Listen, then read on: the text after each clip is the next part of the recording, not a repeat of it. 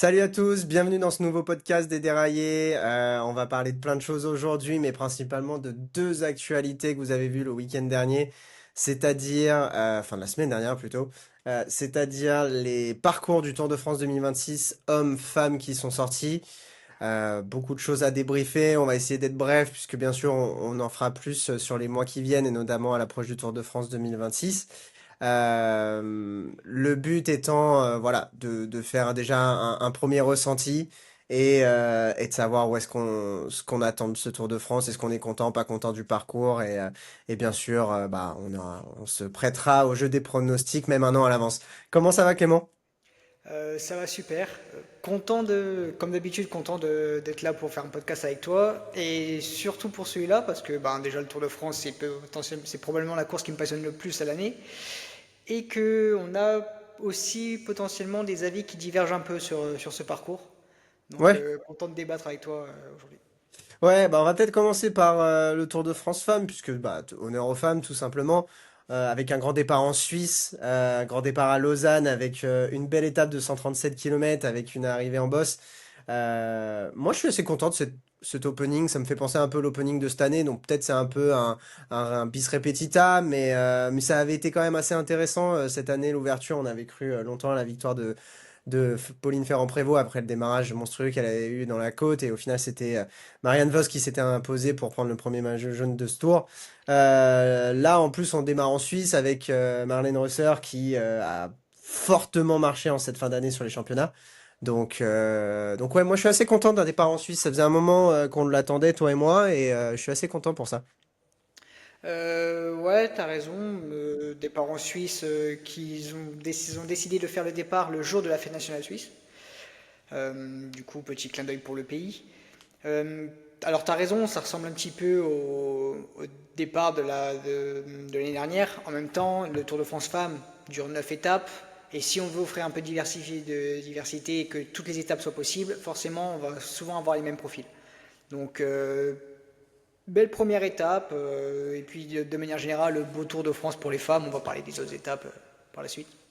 Ouais, après, le lendemain, on arrive avec une étape à Genève, 100% suisse encore une fois, avec une arrivée au sprint qui est prévue.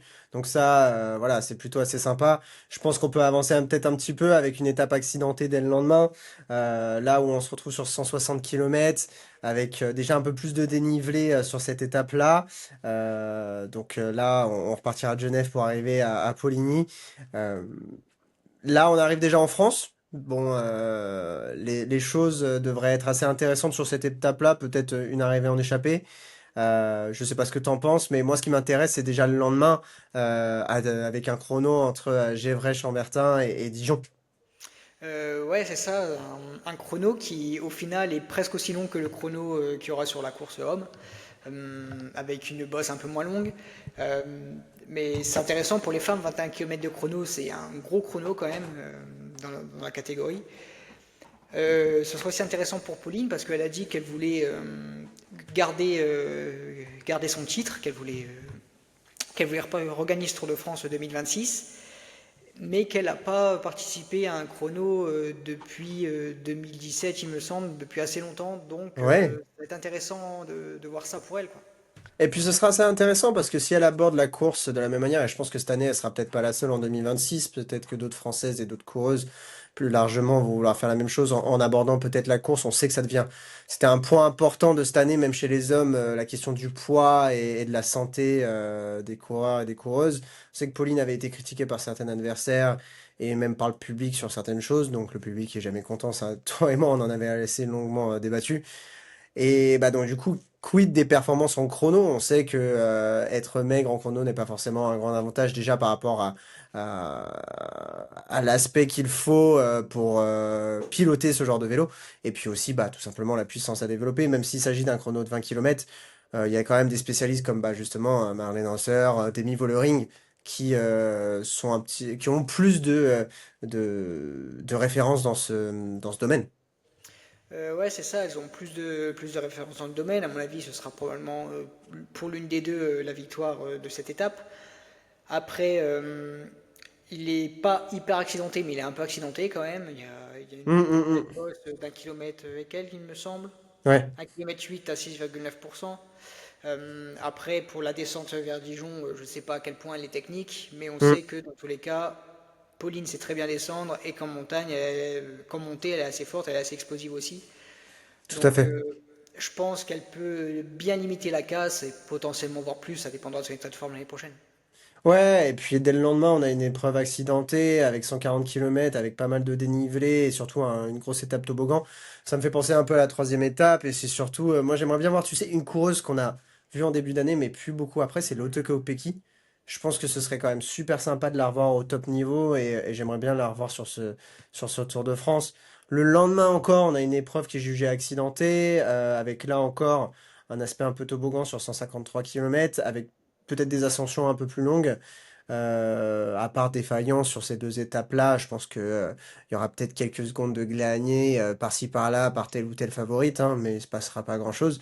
C'est ça, Mais c'est clairement le genre d'étape où on risque plus de perdre le Tour de France que de le gagner. Alors c'est ouais, quelque chose qu'on répète assez souvent, c'est un peu cliché, mais c'est la vérité. Donc, ouais, et puis dès le surlendemain, donc après ces deux étapes accidentées, si tout s'est pas bien, enfin tout s'est bien passé, eh ben on va commencer à taper dedans, tout simplement, puisque on a le Mont Ventoux enfin chez les femmes et donc là, Pauline Ferrand-Prévot, qu'on a fait un objectif, je pense que ça convient bien aussi à Demi Vollering qui aime bien ce genre de long effort lycée. Là, voilà, le Tour de France va se jouer là, hein, chez les femmes, hein. Concrètement, à part, voilà, c'est des gros écarts sur le chrono, mais on ne pense pas. Là, il y a de quoi faire des très gros écarts sur cette étape.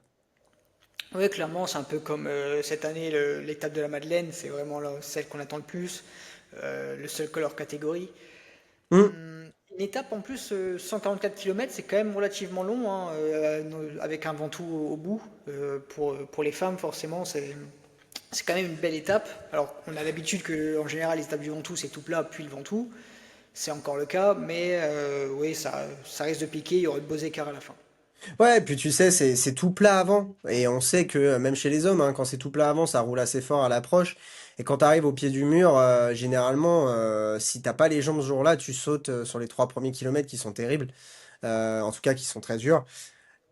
Et en plus, le lendemain, tu vas pouvoir te reposer. Donc ça risque d'être très dur, ça risque de rouler fort. Je pense qu'il y aura les gros écarts nécessaires pour régler ce Tour de France, puisque le lendemain, on est arrivé sûrement au sprint, sauf si ça se décante dans la dernière bosse et qu'il y a peut-être un groupe qui va vouloir aller jouer quelques secondes supplémentaires. Mais bon, normalement, les coureuses vont pouvoir passer cette bosse-là à l'approche de Nice. Et puis après, on a une étape 100% niçoise, avec là, bah, une étape de mi-montagne, on va dire, avec le col d'Èze, oui, c'est exactement, je voulais vérifier avant de dire une bêtise, qu'on va monter 4 fois. Et C'est là, ça. c'est un circuit, donc sur circuit, généralement, c'est des courses un peu plus décantées, même si on a les oreillettes. Généralement, il y a moyen de faire un petit peu plus de jouer un peu plus le va-tout et en plus de récupérer, même si la descente n'est pas une descente où tu vas pouvoir arrêter de pédaler tout le long, il y a quand même de quoi faire des gros mouvements de course. C'est ça, on a dit que normalement la victoire de ce Tour de France féminin devrait jouer sur l'étape 7 du Mont Ventoux, mais ça peut toujours se battre sur cette dernière étape, Au parce moins pour le que podium peut-être. c'est ça, au moins pour le podium, et peut-être même pour la victoire, parce que le col d'Es 4 fois, ça peut être assez fort. On peut potentiellement imaginer une Demi Vollering qui prend du temps sur Pouline sur le chrono, qui en perd au Mont Ventoux et qui essaye de récupérer sur l'étape 9. Il y a beaucoup de possibilités avec cette dernière étape assez accidentée qui risque de créer quelques écarts. Ouais, et puis j'aimerais bien voir Pauline parce que, alors, on sait que dans sa jeune carrière, c'était tout à fait le type puncher à pouvoir accélérer plein de fois et faire mal sur des courts efforts. Là, elle a changé un petit peu de profil depuis qu'elle est championne olympique de VTT, enfin, depuis qu'elle a fait toute cette carrière cyclocross VTT. Sur le Tour de France 2025, on l'a pas vu attaquer beaucoup et quand elle a attaqué 2 ou 3 fois, c'était pour après continuer l'effort et venir surclasser tout le monde. Moi, j'aimerais voir effectivement là où elle va devoir réagir plusieurs fois, à part si son équipe est vraiment au niveau, mais je pense qu'effectivement, ce genre de circuit peut te demander de devoir aller chercher par toi-même à certains moments, plusieurs fois d'affilée, bah, des adversaires. Après, comme tu dis, je pense que, enfin, comme on disait, normalement, au Ventoux, tout sera réglé ou en tout cas tout le monde sera à peu près à sa place, mais quelques places et peut-être la victoire peut se jouer quand même sur ce circuit-là. Et puis c'est cool d'avoir une arrivée à Nice, c'est quand même une belle ville et puis j'aime bien l'arrivée sur la promenade des Anglais, c'est quand même sympa. Ouais, c'est un petit peu dommage, je trouve, de faire Nice étape 8 et étape 9. Ouais, ouais, je suis d'accord avec toi. Après, tu sais, ça devient un petit peu, quand tu regardes chez les hommes 2026, ça devient un petit peu le la mode. On l'a vu aussi sur le Tour d'Espagne récemment. Je crois que le Giro en parlait aussi. Euh, donc, bon, moi, ça m'étonne pas. Et puis, je préfère à la limite qu'on ait du spectacle avec deux arrivées au même endroit que des étapes, tu sais, un peu prévues à 100% pour les échappées, de transition, etc. Je pense que c'est pas plus mal. Peut-être qu'on peut passer chez les hommes? Qu'est-ce que t'en as pensé de ce parcours? Et ben, Succinctement, avant de rentrer un peu plus dans le détail. je pense que c'est là que nos avis vont diverger le plus parce que moi, il me plaît. Alors, je vais pas dire pas du tout, mais pas tant que ça. Alors, il y en a beaucoup qui ont dit ça va être la folie et tout. D'autres ont été déçus pour dire que oui, c'est trop dur, on favorise encore Pogacar.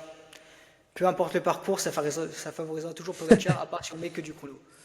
Si on rajoute des pavés, des chemins blancs, plus d'étapes vallonnées, plus d'étapes de puncher, peu importe, Pogacar, dans tous les cas, aucun parcours ne lui est défavorable, donc là-dessus, c'est pas trop le truc. Mais oui, pour plusieurs raisons dont on va parler après, c'est pas mon parcours favori pour un Tour de France. Ouais, de ces dernières années. Je, Ouais. je peux te rejoindre un petit peu. Après, je pense que on va rentrer un peu plus dans le détail. Il y a peut-être aussi des choses qu'ils ont voulu remettre au goût du jour.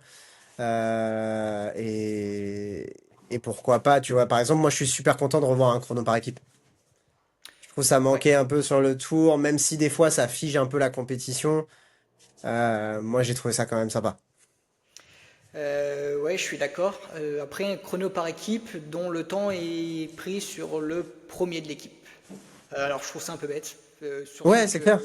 Surtout que ça finit en côte, donc en fait, on va avoir Des probablement lanceurs. ouais, l'équipe UAE qui va tout envoyer pendant le parcours, et puis la lancer Pogacar à la fin de la côte. Et finalement, là où les écarts de niveau vont se faire, ce seront sur les 800 Et tu derniers penses kilomètres. pas que Pogacar voudrait peut-être laisser justement le maillot jaune peut-être à un Isaac Del Toro ou un Joao Almeida et en arrivant dans le même temps, effectivement, comme l'équipe qui est classée dans le même temps. Alors, oui, mais étant donné que c'est Pogacar le plus à même à creuser, à faire le Hum, plus hum, hum, d'écart hum. dans la dernière montée, je pense qu'il apprendra. Après, ça m'étonnerait pas qu'il lâche le maillot dès le À un moment lendemain donné. ou dès Hum. la troisième étape, et potentiellement pour l'un de ses coéquipiers. Ouais, et puis comme tu dis, en parlant du lendemain et du surlendemain, on a direct le lendemain une étape qui revient aussi à Barcelone avec aussi un final en montée, donc qui devrait peut-être être moins dur que celui du chrono, de ce que j'ai compris. Enfin, c'est de l'autre versant à surveiller. Donc là, je vois bien un Van Der Poel, ce genre de truc, aller chercher, ou peut-être justement le laisser pour quelques secondes, ou une question de placement à Isaac Del Toro, à Joao Almeida, etc. Et peut-être, effectivement, on aura peut-être un maillot jaune qui est complètement surprise dès le surlendemain, avec les longues étapes de 200 km qui est classée en montagne. Effectivement, où on revient vers la France. Et, euh, et là, moi, je vois bien une échappée peut-être aller au bout et changer complètement de maillot jaune. Et alors du coup, je vais parler de ces trois premières étapes, et c'est le premier point qui me déplaît sur ce Tour de France. Alors, je vais pas faire comme si j'étais surpris, on le sait depuis longtemps, mais juste pour faire un petit rappel, 2022, grand départ à Copenhague, 2023 à Bilbao, 2024 à Florence, 2025 à Lille, 2026 à Barcelone, 2027 à Édimbourg. C'est-à-dire que sur 5 Tours de France, il y en a un qui part de France. Et alors je suis d'accord que oui, on peut faire partir le Tour de France de l'étranger. C'est même quelque chose que je trouve ça pas mal pour amener de nouveaux publics, notamment quand ça part de Copenhague, etc. Mais là c'est trop. On ne peut pas faire 5 Tours de France, 4 qui partent de l'étranger. Et surtout que si on reprend 2017 c'était Düsseldorf, 2019 Bruxelles. Je trouve ça un peu trop. Donc c'est le premier point qui me déplaît sur ce Tour de France, c'est ce départ encore une fois à l'étranger, sachant que 2027 sera encore à l'étranger. Ouais, alors je peux te rejoindre sur ça. Après, moi, je suis peut-être moins perturbé par ça, parce que je pense dans tous les cas, c'est cool de pouvoir sortir la fête de France. Moi, ce qui me gêne un peu plus, et je pense que ça va être au second point, c'est le fait que c'est devenu une grande mode, et c'est pas que sur le Tour de France. T'as l'impression qu'aujourd'hui, être un sprinter, c'est un problème. C'est un problème parce que ça attire pas assez de regards. Et pourtant, quand Pogacar gagne tout, quand Jonas ou quand Remco gagne tout, on dit qu'on se... Excuse-moi du nom, hein, enfin du mot que je vais utiliser. On a l'impression que quand c'est ces quatre zozos-là, les quatre fantastiques, on se fait chier. C'est soit on se fait chier, soit c'est une étape de sprint, donc on se fait chier.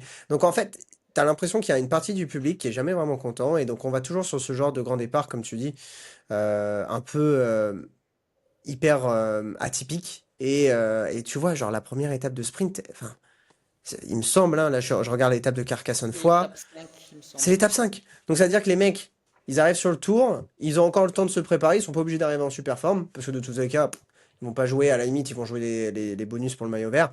Mais ils peuvent pas avoir le maillot jaune. Voilà, ça c'est réglé.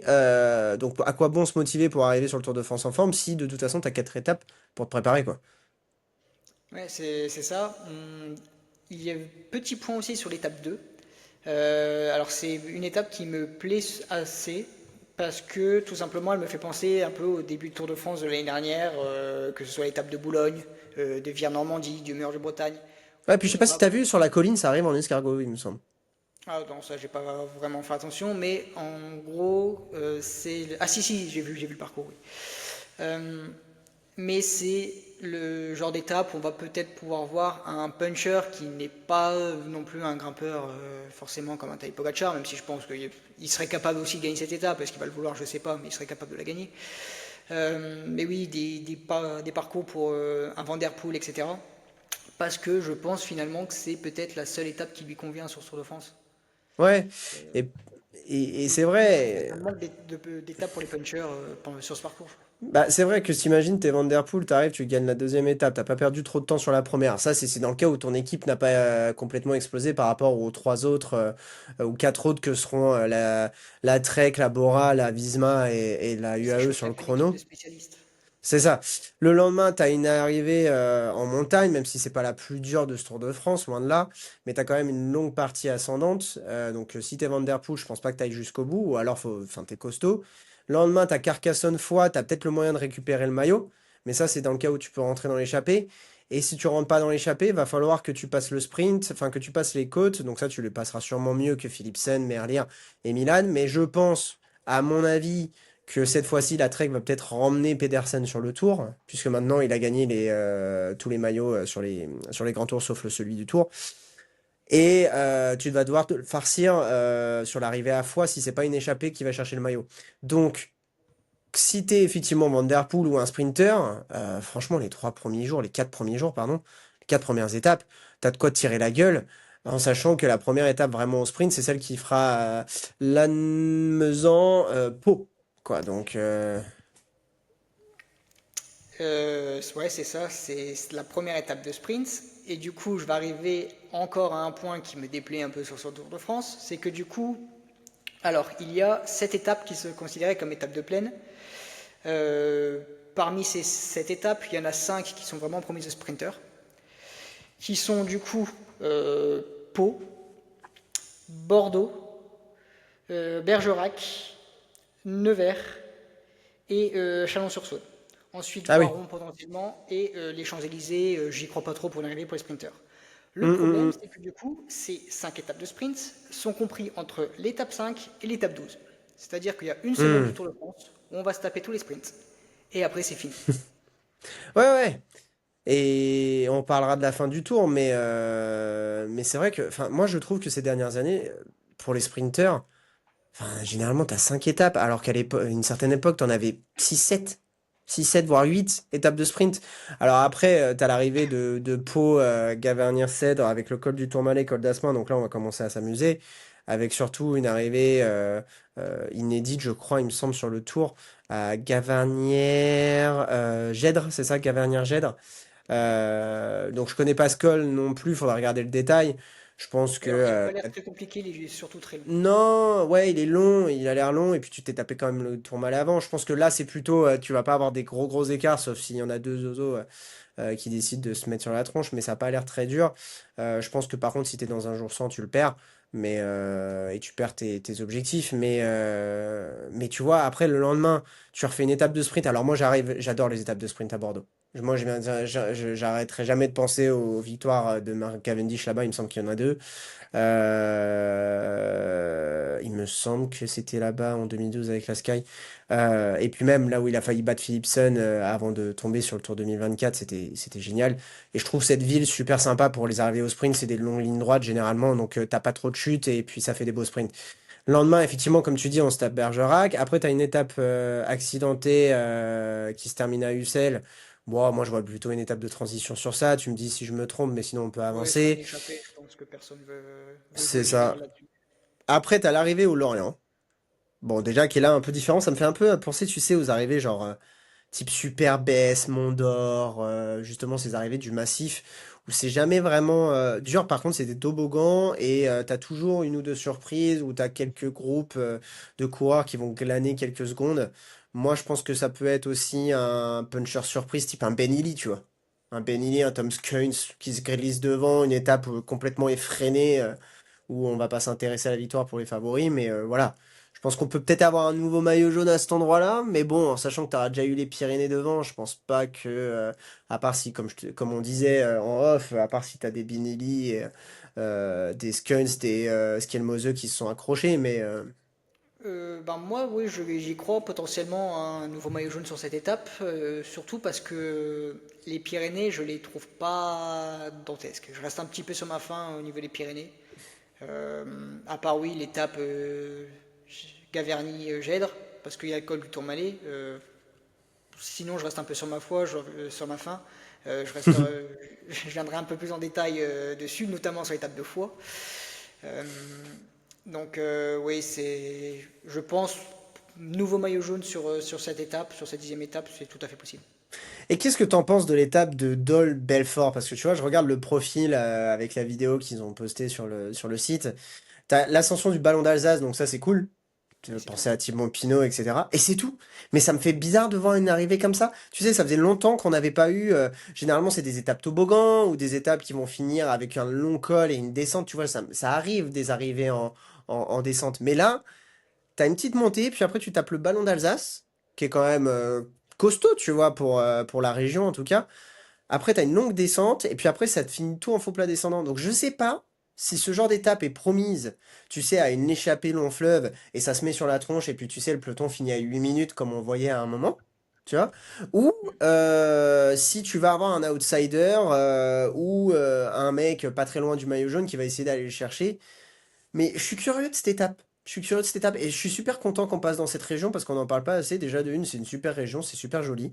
Et puis, enfin, je sais pas, le profil me dit, j'espère qu'il va avoir du spectacle et pas que des leaders, tu vois, sur cette étape-là. Et moi, je vois voir d'autres coureurs qui se mettent sur la tronche et pas seulement, tu sais, une course d'échappée où c'est le plus fort, entre guillemets, tu sais, c'est éreintant et donc, du coup, c'est plus à, genre, l'élimination par le bas. Là, je veux une élimination par le haut, tu sais, deux mecs qui sortent du lot et qui viennent se finir au sprint, tu vois. Je suis curieux de cette étape-là.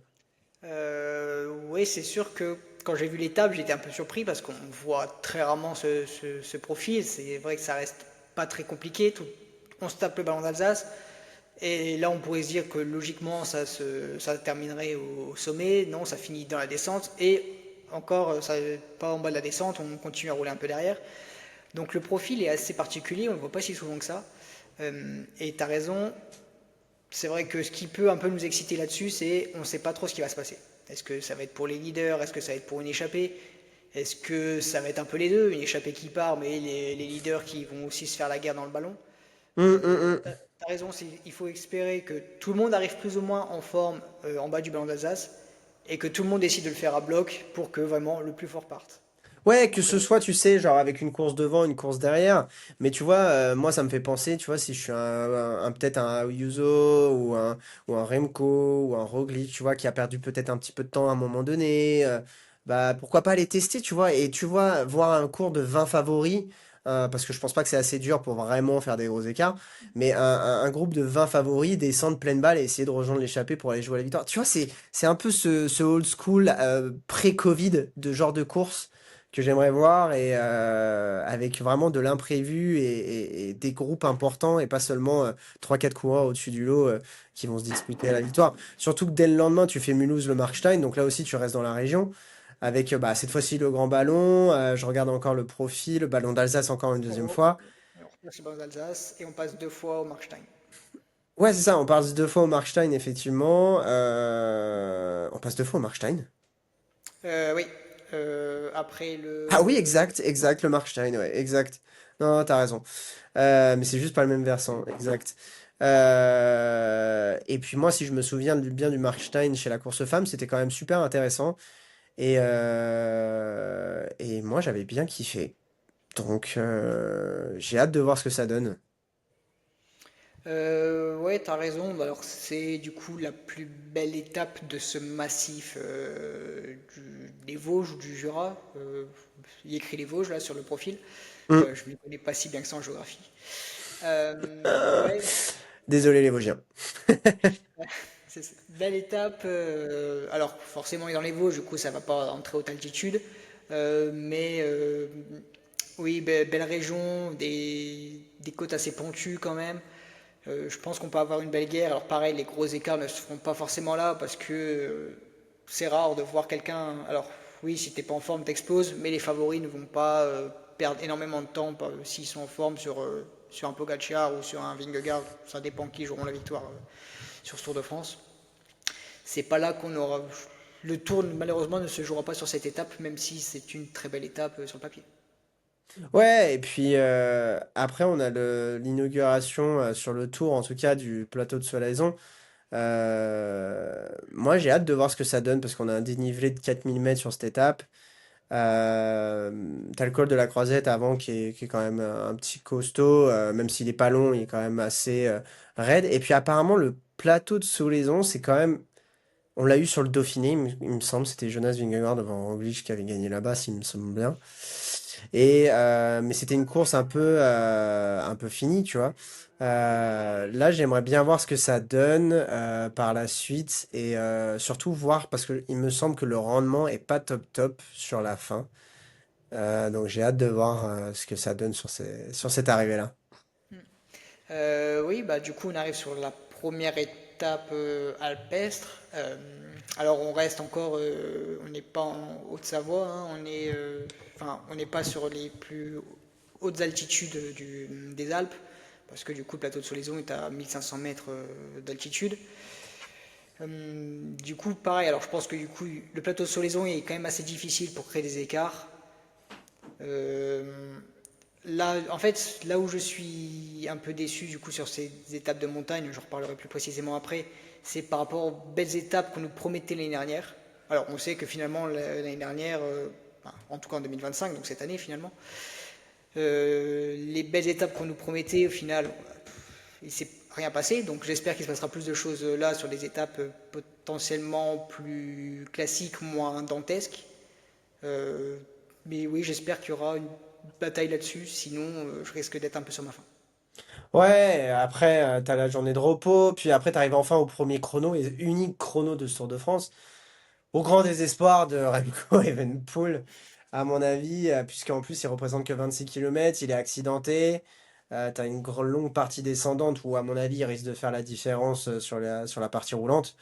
Donc il devrait gagner ce chrono, je pense, peut-être pas facilement, mais en tout cas, moi, c'est mon favori pour ce chrono-là, quand même. La partie descendante, elle est longue, même si t'as une partie ascendante dès le début. Qui n'est pas hyper pentu, donc il va la passer en Ouais, puissance. c'est ça. Je pense pas qu'il perde beaucoup de temps, même s'il passe à 10 secondes, la puissance qu'il va développer dans la descente avec l'aérodynamisme, enfin, il y a zéro sujet. T'auras peut-être déjà un peu plus une idée, à mon avis, du top 5 à ce moment-là, si c'est pas déjà fait, effectivement, avec l'étape du Marstein et l'étape juste avant le jour de repos. Si c'est pas déjà fait dès les Pyrénées, mais je pense pas. Je pense que c'était une volonté d'ailleurs de Christian Prudhomme que les Pyrénées soient peut-être pas trop dures et c'est pour ça peut-être tu restes sur ta fin. Mais en tout cas, voilà, je pense que à ce niveau-là, tu auras déjà une bonne idée du top 5 avec des places qui vont sûrement bouger. Pas le lendemain, puisqu'on aura du plat. Et par contre, le surlendemain, avec une arrivée à Orsières-Merlette, euh, qui est peut-être pas la plus dure non plus sur le papier, mais qui est une étape, tu sais, ça me fait penser à un peu des étapes comme Verbier en 2009 avec Alberto. Je pourrais t'en retrouver d'autres de tête, mais tu sais, où tu as une partie vraiment plateau assez longue, un peu en faux plat pendant des kilomètres et des kilomètres et des kilomètres. Et puis après, tu arrives sur une pente beaucoup plus ascendante juste après, quoi. Oui, c'est ça. Alors, comme tu l'as dit, sur le papier, c'est pas forcément la plus compliquée.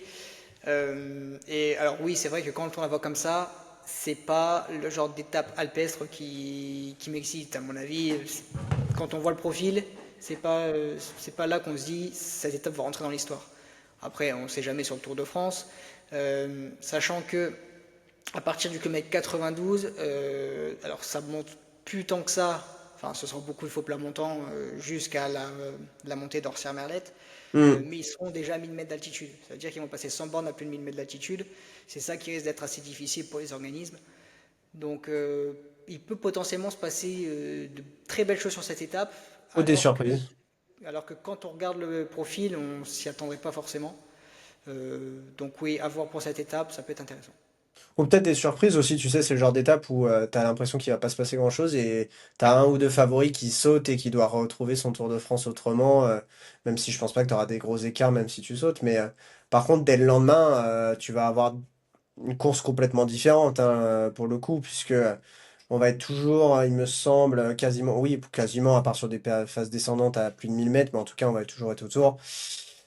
Et surtout, on va avoir bah, la montée de l'Alpe d'Huez. L'étape en soi, tu vois, 128 km, elle me paraît pas si dantesque que ça. Je pense que par contre, elle va être courue très rapidement. Parce que tu vas avoir des coureurs, des grimpeurs qui vont vouloir peut-être, ou des grimpeurs qui ont perdu le tour, ou un top 10, qui vont vouloir réintégrer ce top 10, ou alors justement jouer une victoire de prestige. Parce que c'est la première arrivée de l'étape d'Huez. Le lendemain, on va en reparler. Mais pour moi, cette étape sur le papier, pour les favoris, elle leur fait pas le plus peur. Mais par contre, elle va être courue très rapidement et t'as intérêt à être en jambes, je pense. Oui, bah alors comme tu l'as dit, c'est probablement pas l'étape qui fait le plus peur aux favoris. C'est aussi du coup l'un des points pourquoi je ne suis pas un grand fan de ce parcours du Tour. C'est que pour moi ça manque d'étapes de ce profil qui font peur aux favoris. Mais tu as raison, elle est courte, il y a l'Alpe d'Huez au bout, donc on sait que l'Alpe d'Huez c'est très difficile. Euh, donc potentiellement qu'il y aura des écarts qui vont se faire dans l'Alpe d'Huez avec des attaques, même si on sait que c'est compliqué d'attaquer dans l'Alpe d'Huez avec le monde qu'il y Hmm. a, c'est malheureusement souvent compliqué. D'ailleurs, j'espère qu'il n'y aura pas d'accident parce qu'on a l'impression que ces dernières années, il y a de plus en plus de complexité à maîtriser les foules. Quitte à ce que ça dénature un peu, tu vois, j'espère que la préfecture, la police et Christian Prudhomme, le Tour de France, auront pris les mesures nécessaires cette fois-ci pour protéger les coureurs, quoi. Oui, j'espère, et surtout, bah, parce que déjà ça devrait tout le temps être le cas, il ne devrait pas avoir d'accident entre le public et les coureurs, même si on sait que c'est impossible de baliser complètement plus de 130 km de parcours. Mais que là, c'est vraiment. Alors oui, il y a des cols avant, mais c'est à l'Alpe d'Huez que ça va jouer cette étape. C'est vraiment. Donc si le public empêche le spectacle sur la montée de l'Alpe d'Huez, on aura finalement une étape dans le vent presque. Et du coup, on serait très déçu là-dessus. Ouais, et puis si tu dois foutre des barrières sur 8 kilomètres sur 12, bah fais-le quoi. Fais-le. Si tu vois vraiment que c'est Ouais, c'est ça. compliqué, malheureusement ce sera comme ça, mais c'est aussi aux gens au bord de la route de devoir se maîtriser, et ça on le répétera jamais assez. Ne vous mettez pas en danger, ne mettez pas en danger les coureurs, notamment sur ceux qui ne comprennent pas forcément le vélo et qui sont là juste pour s'amuser. On ne pousse pas les coureurs, on n'interagit pas avec eux, ils sont dans un effort très important. On ne jette rien sur les coureurs. On a déjà vu par le passé des chips jetés à la tête de Pogacar, à la tête de Vingegaard. Mais Par des idiots, c'est toujours des idiots. On retient les idiots toujours dans ces moments-là et les images idiotes. Mais quand même, l'Alpe d'Huez, comme tu dis, c'est un endroit spécifique, notamment avec les Hollandais, etc. Et ça, il faut y faire attention, quoi. Moi, je me souviens déjà des dernières ascensions où, quand t'avais Pogacar, Vingegaard, Bardet en 2022 qui le grimpaient au moment des barrières, ils sont enfin pu se remettre à quatre de front, mais avant, ils étaient tous en ligne et fallait pas broncher, quoi. ouais, c'est ça. Donc finalement, celui qui se met devant, il impose le rythme. Et c'est compliqué pour ceux qui sont derrière d'attaquer ou de tenter quelque chose. Donc ouais, après je te propose que là on passe sur la 20e étape, qui sera Ouais, l'étape reine de ce tour. l'étape reine du Tour et puis surtout aussi l'étape du Tour qui pourra être courue par des milliers de cyclistes passionnés. On espère pouvoir avoir des places. Qui fera le Bourdoisan, la Croix de Fer. Donc là aussi, un col assez dur. Je sais plus si Clément, tu l'avais fait celui-là. Après, on a le col du Télégraphe, comme Oui, je d'habitude l'ai pour fait. pouvoir. Voilà. Comme d'habitude, le col du Télégraphe aussi pour aller chercher après le col du Galibier à 2600 mètres de hauteur. Donc on a déjà deux cols à plus de 2000 mètres et le Télégraphe à plus de 1500 mètres. Et ensuite, on redescend donc cette longue descente vers Misoën pour aller chercher le col de Sarenne qui, il me semble, en tout cas sur mes années d'avoir vu le Tour hein, et regardé le Tour, n'avait jamais été monté dans ce sens-là, peut-être sur le Dauphiné, mais n'a jamais été monté. Par contre, il avait été descendu en 2012. Ça, je me souviens très bien parce que j'avais été impressionné déjà par l'étroitesse, l'air de rien de la route, le fait que c'est derrière la d'Huez, donc il y a beaucoup moins de monde dans la descente là-bas, et le revêtement à l'époque n'était pas du tout top. Alors je pense qu'ils vont un peu l'améliorer pour le tour, mais en même temps ça fait aussi partie du jeu, et s'ils le laissent à peu près dans les mêmes conditions, le rendement est pas génial sur la route, et c'est long, c'est dur, je crois que c'est plus de 7% de moyenne, presque même 8. Après on redescend un petit 7,3. peu, 7,3. Donc après, on redescend un petit peu et on va faire les derniers lacets sur la Duèze avec une arrivée à la Duèze encore pour une deuxième fois. Je te laisse commencer peut-être sur ton avis sur cette étape-là et peut-être ton pronostic et puis après je compléterai. Ben alors, magnifique étape, hein, c'est qu'on parlait tout à l'heure des étapes qui font peur aux favoris. Euh, on est clairement dedans. Pour moi, je parlais aussi des étapes qu'on nous promettait l'année dernière, c'est ce genre de profil. Euh, on arrive à la Puigdès la veille, on arrive encore à la Puigdès aujourd'hui, un peu comme Nice-Nice. On peut se dire éventuellement pourquoi, mais même si là on ne monte pas complètement à la Puigdès, donc je veux dire qu'on comprend. Mais oui, col de la Croix de Fer, c'est très long. Il y a des moments de descente, mais sinon, c'est long, c'est dur, ça fait mal. Enchaîner avec le Galibier et le Pugliese, c'est trois cols hors catégorie. Puis c'est Le col de 170 Sarenne. km. Oui, c'est ça, c'est que là où l'étape de la veille était assez courte, là l'étape en plus sera longue. Donc oui, c'est vraiment l'étape qui fait très peur aux favoris. Euh, Il y a un monde où... Alors je pense pas, parce que je pense que la victoire sera jouée. Déjà, parce que c'est l'avant-dernière étape.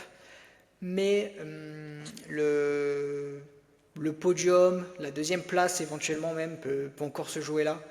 Donc il risque d'avoir une belle bagarre et j'espère justement qu'il y aura une belle bagarre parce que ces étapes qu'on nous promettait comme dantesques en 2025 finalement ne l'ont pas été parce que un Pogacar était fatigué, parce que Vingegaard n'est Apparemment, il pas au avait niveau mal au de genou aussi. Pogacar. Ouais. Hmm.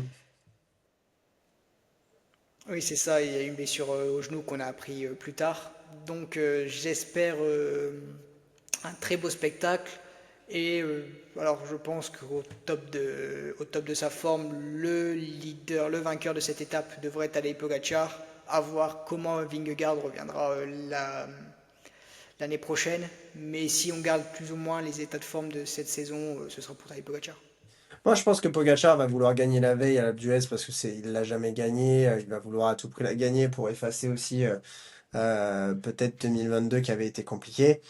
Euh, Je vois bien peut-être, tu sais, sur ce genre d'étape, un Ayuso, par exemple, qui sera sûrement dans la course, ou un Isaac Del Toro, tu sais, se faire un peu la misère avec feu vert du grand patron ou des grands patrons. Ou alors, tu sais, carrément, le fameux plan de la Visma, tu sais, qu'on entend depuis 2 ans. Donc, c'est peut-être pour 2026, ce fameux plan de la Visma. Mais effectivement, moi, j'aimerais bien déjà voir Jonas Vingegaard gagner sur le Tour, parce que je pense que c'est un chouette type et qu'il mérite de gagner des étapes sur le Tour. Même si pour l'instant il est peut-être encore en dedans, je pense qu'à top niveau il est équivalent.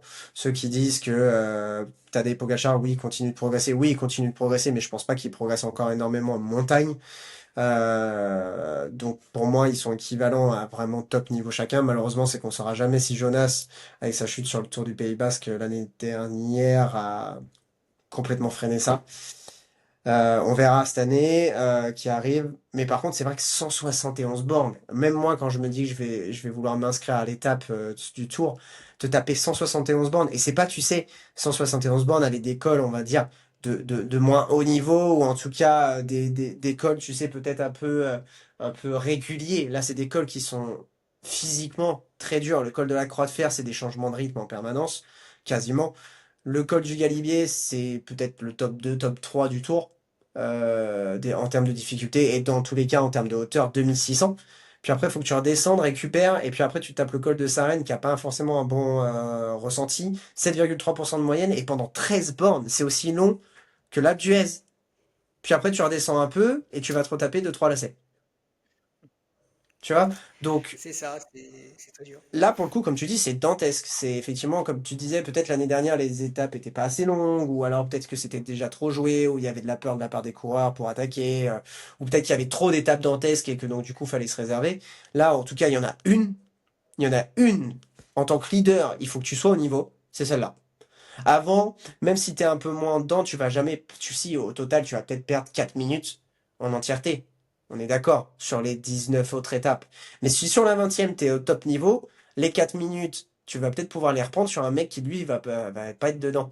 Parce qu'il y a de quoi faire des écarts et tu peux même directement partir dans la croix de fer. Alors, je pense pas que les favoris le fassent.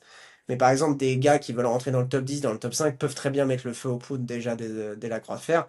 Et si t'es Remco, Roglic, etc., t'as moyen de faire une course de mouvement pour venir titiller Jonas Vingegaard et Tadej Pogacar. Parce que tu auras une équipe qui n'aura rien à perdre. Tu pourras lancer les hostilités dès le télégraphe ou dès le galibier pour voir comment ça se passe. Mais je suis d'accord avec toi, s'il y a une étape à regarder, ça va être celle-là, en espérant qu'elle se passe bien pour tout le monde. J'espère que l'Alpe d'Huez, l'étape d'avant qui finira vraiment avec le col de l'Alpe d'Huez, la montée de l'Alpe d'Huez se passera bien et qu'on aura du spectacle et qu'il n'y aura pas de problème. Moi j'ai un peu peur, mais on verra comment ça se passe. J'espère que Christian Prudhomme aura fait le nécessaire. Et on arrive enfin sur la dernière étape de ce Tour de France. Je pense que tu vas être content parce qu'on retrouve Montmartre. On était contents, toi et moi, cette année. Toi, t'étais plus partant de l'idée, moi moins, et au final, on a eu un super spectacle, mais je pense que c'est aussi en partie grand dû à l'arrivée de la pluie et le gel des temps à 40 km de l'arrivée qui a pu vraiment faire deux fêtes en une. Comment? Non, j'ai dit le gel des temps, oui. Ah, je n'ai pas entendu. Qui a vraiment fait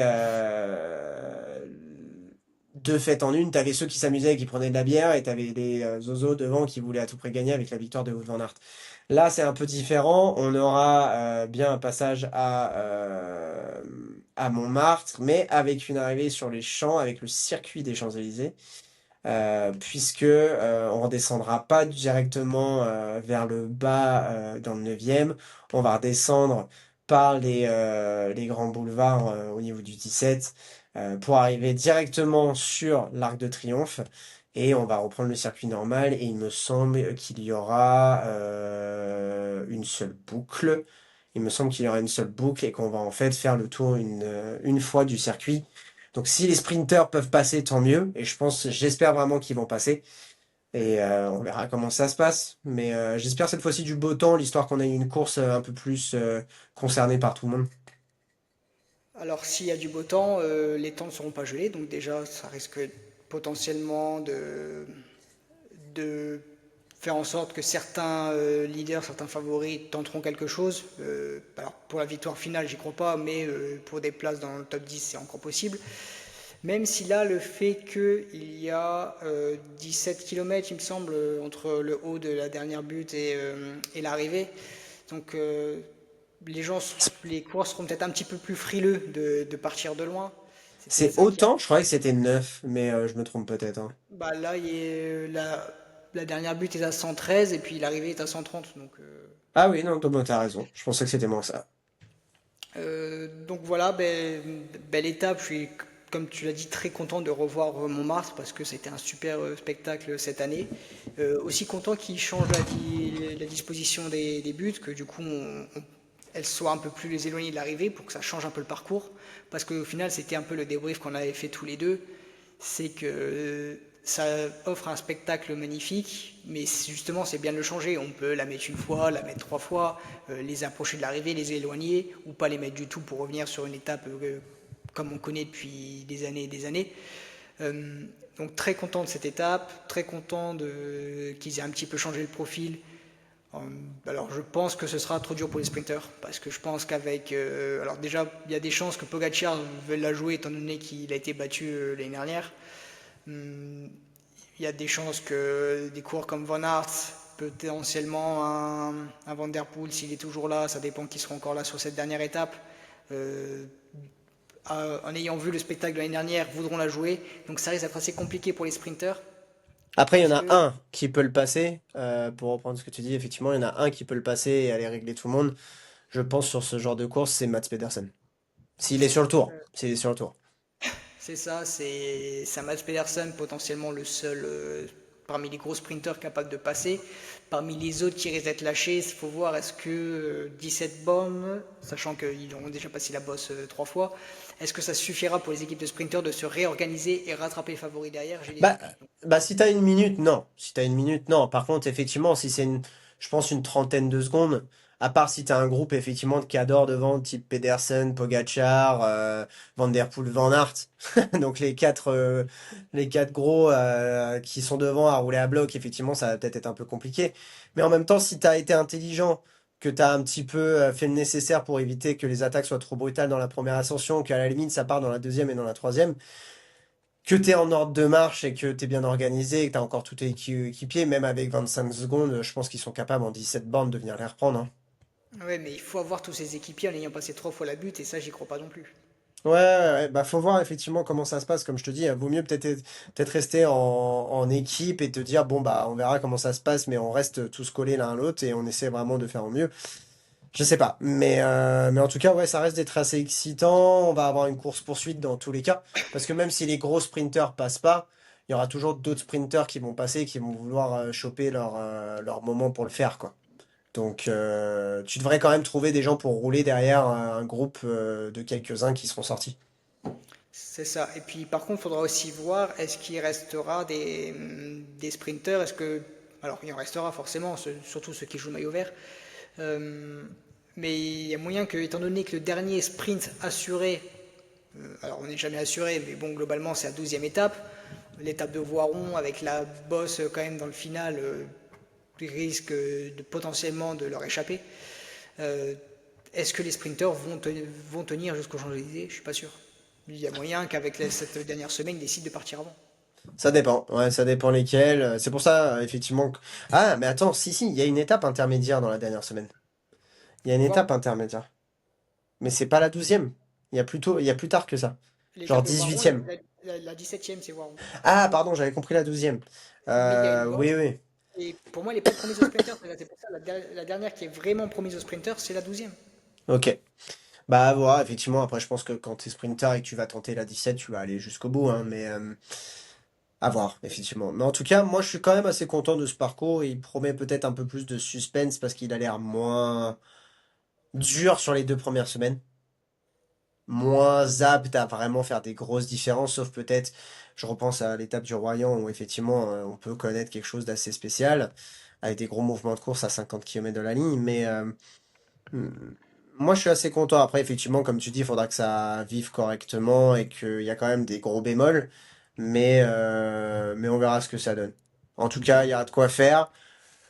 Toi, je te propose qu'on prenne rendez-vous pour l'étape du Tour et qu'on aille faire quelque chose pour ça et pour essayer de choper le com peut-être. Ouais, Euh, ça va être dur. Ça va être déjà. En tout cas, merci de nous avoir écoutés pour ce dernier podcast. Peut-être analyse pour les courses de cette année. On fera sûrement des podcasts sur nos tops et flops de l'année qui viendront dans les semaines à venir. Ou en tout cas des formats peut-être beaucoup plus courts que celui d'aujourd'hui. Ce sera le dernier long format de l'année, il me semble, hein, dans ce qu'on discutait Clément et moi en off. On vous fera d'autres petits projets, sûrement des petites notes pendant l'hiver sur l'aspect sportif, comme on vous dit depuis quelques semaines. Donc voilà. En tout cas, voilà. Merci de nous écouter, merci de partager aussi votre passion avec nous sur les réseaux et à bientôt. À bientôt.